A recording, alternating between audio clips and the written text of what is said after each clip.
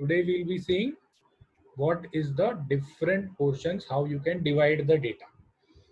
तो आज मतलब रेंज की बात करें तो रेंज में डेटा कितना डिस्पर्स्ड है वो समझ में आता है. जैसे जैसे रेड डेटा है तो the dispersion in red data is only this much, यहां से यहां तक, this is the only dispersion. लेकिन अगर वही ब्लू डेटा को अगर आप देखेंगे तो ब्लू डेटा का डिस्पर्शन जो है वो यहां से यहां तक है. So the dispersion is more, therefore the range is also more. What is the range? The highest value minus the lowest value is the range. अब जिस डेटा का रेंज ज्यादा होगा, जिस डेटा का रेंज ज्यादा होगा तो इसका मतलब उसमें वेरिएशन ज्यादा होगा. जैसे किसी का अब यहां पर देखेंगे तो यहां पर the range is from here to here, 0 से 230, तो रेंज ज्यादा होगा.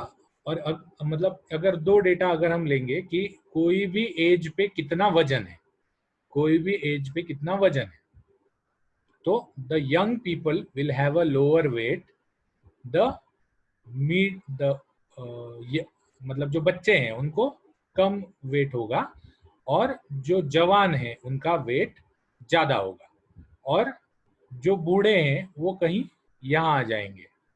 ठीक है. तो range will give you what is the minimum and maximum value of the data as well as how the data is dispersed, कितना फैला हुआ डेटा है. वही अगर हम ये देखेंगे कि किसके पास पर्स में कितने रुपए हैं, तो अगर हम मिडिल क्लास लोगों को देखेंगे तो most of them will have 300-350 rupees in their lockdown. ठीक है. बहुत कम वाले भी कम मिलेंगे और बहुत ज्यादा वाले भी कम मिलेंगे.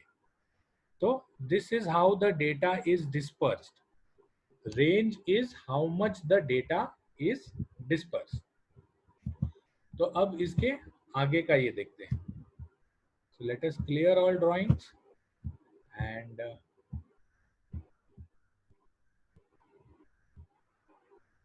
let us go to the next slide. So next slide is the quartile. Quartile is a part of a data set when you divide the data into 4 or more or less equal parts. जैसे quartile क्या है, हमारा जो financial year होता है 12 महीने का, उसमें हमने क्या कर लिया, 3 महीने के 4 रेंजेस बना दिए. तो each range is a quartile.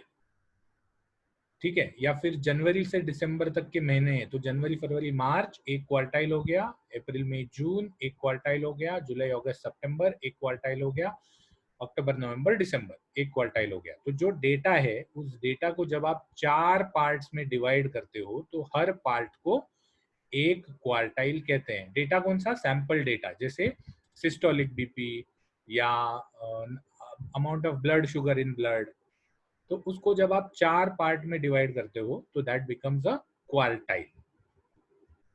The first quartile is the half of the start of the range and the median. ये आपको समझ में आ जाएगा जब आप फिगर देखेंगे इसके आगे वाला स्लाइड. तो first quartile is at the half of the start of the range and the median. The second quartile is the median. The third quartile is at halfway between the median and the end of the fourth quartile is at the end of the fourth quartile. Data is more or less divided into 25% each. Okay. तो जैसे अभी ये graph है, इस graph में हमने क्या किया है कि ये हमारा डेटा